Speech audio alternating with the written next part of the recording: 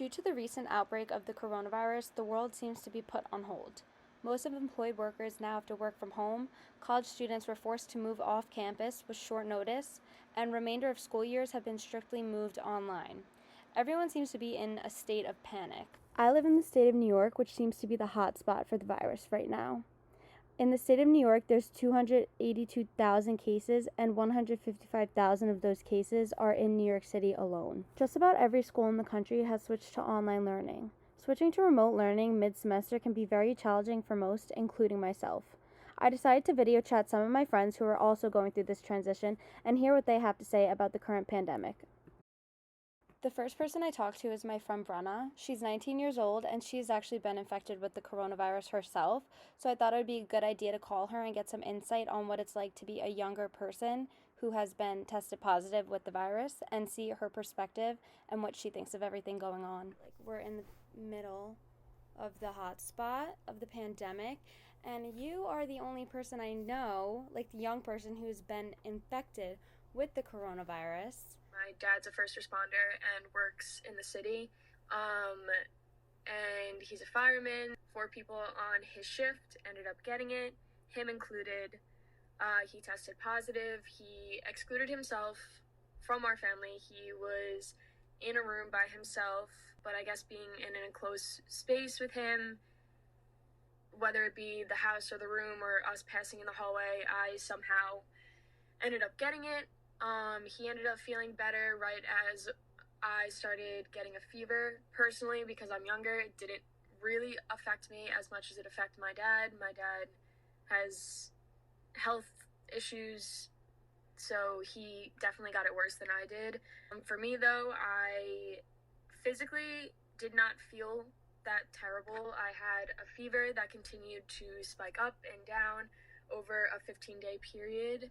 The highest it went was 104. Didn't really feel that sick. I was just mostly tired. I think the worst part was mentally not being able to see anyone. I was in my room 24/7. I wasn't allowed out to get food or anything. My parents brought me food to my room. I wasn't allowed out unless I had a mask and gloves on to go downstairs whether I wanted water and everything, so that was super annoying. I started to get better, and now my grandma has it, and she's currently in the hospital, and she's staying the same, but they're monitoring her, and yeah, I mean, it is what it is, and we do live in New York, and we have more than half the cases in all of the United States, so the chances of us getting it were definitely high, especially my dad working in the city. Personally, everyone that I know is doing fine. I do not like online classes. I better at school for the sole purpose that personally, the way I learn, I like listening to people. I like when my teachers explain. Not a lot of my teachers do Zoom. It's more independent work where they post PowerPoints and you do research on it, and it's basically I'm finding myself teaching myself my own curriculum. Everything's closed near us, and it literally is a ghost town. I've never seen same anything like this. Like, my mom works in a hospital. She's very head up in the hospital. She doesn't work with patients anymore, but she does goes to meetings, and one is the head people there in the administration, and they have moved their date back multiple times based on different information per week. The hospitals are overpacked. Companies that sell ventilators, they're upping their price almost 3 times the amount for hospitals. I don't think it will fully be away by May 15th at all, but I think we're going to see cases here and there for the rest of the year, but I don't think it would be as extreme as it will be within this next month. The second person I talked to is my friend Shannon. She's a senior in high school and from New Jersey, and I thought it would be a good idea to talk to her because as a senior, they're getting a lot of privileges and things at the end of their senior year taken away. So I wanted to see her perspective on it and also another perspective from someone from a different state. So my name is Shannon. I'm 17. I'm a senior in high school right now, and then I'll be a freshman in college next year at University of Delaware. So I live in Bergen County, which is the most coronavirus cases in the state. And then I'm also 30 minutes away from New York City, which has the most in the country. So I see a lot of my friends, their relatives getting the coronavirus, and all my friends are in quarantine. No one really leaves unless they're social distancing or for essential needs. And I think the governor, Murphy, is handling it well, just because, like, he closed down all non-essential businesses. Like, we have a curfew. March 13th was our last day of school, and then after that we had online classes. But you didn't know that you were done for the... No, they told us that they were just testing it out for the Monday. After class that Monday, they were like, oh, we're going to be doing this for 2 weeks. And then once that, like, 2 weeks was almost up, they were like, okay, we're doing it indefinitely.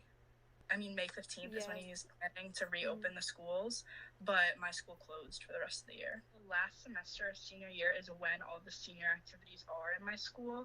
So we have a bunch of different traditions, like uniform violation day. Like, we have decision day, which is May 1st, and everyone wears, like, their college gear, which most schools have. The senior fashion show, which was canceled.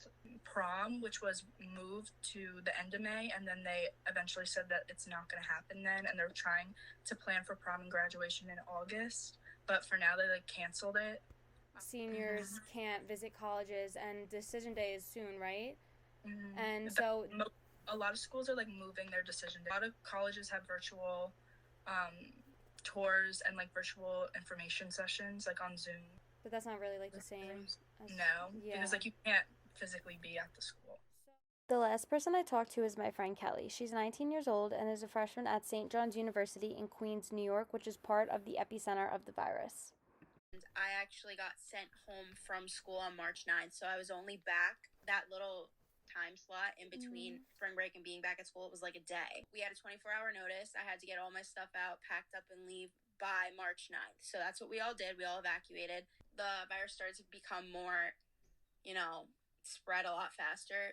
We can't go back now. So the March 27th date was cut off, and all my stuff is still at school. I haven't gotten any notice on when I can go get it, considering my school, St. John's University, it's in Queens, so it's kind of in, like, an epicenter of it, considering it's people coming in and out of the city, so it's very, very highly populated with people, and there's a lot of cases there, so I can't really go get my stuff right now. They're using my school as kind of like a hospital and using extra beds so they can fit people with the virus. So that's also another reason why I can't go back. I feel like the transition into online school is honestly, it's a lot harder than I thought it was going to be, because originally I felt maybe because it's online and I can kind of do it at my own leisure, it'll be a little easier than waking up for class and going and doing everything like that. But I actually find it a lot harder because I see myself, I'm doing work from, like, the minute I wake up to the minute I go to sleep. It's a lot harder to learn through a screen than face-to-face, so I'm definitely struggling with it a lot more. It made me realize how grateful we are to actually go to school and how much harder it is to learn from home. It's hard for everyone, but especially it's disappointing because it's my freshman year of college and it got cut off a lot shorter than expected. I had to abruptly not only leave all my things, but all of my friends that I newly made.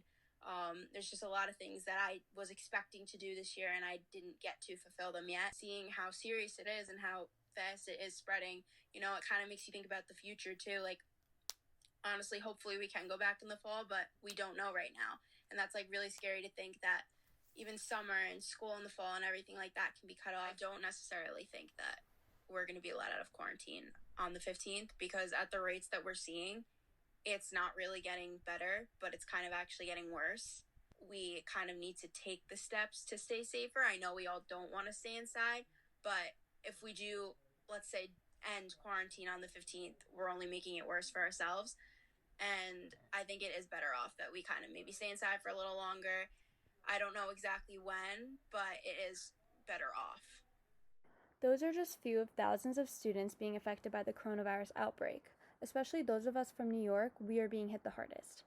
Everyone I talk to knows of someone, somehow, that has been infected. Even my 25-year-old brother and 27-year-old cousin have been infected, but thankfully they have both fully recovered. But that just goes to show how real this virus is.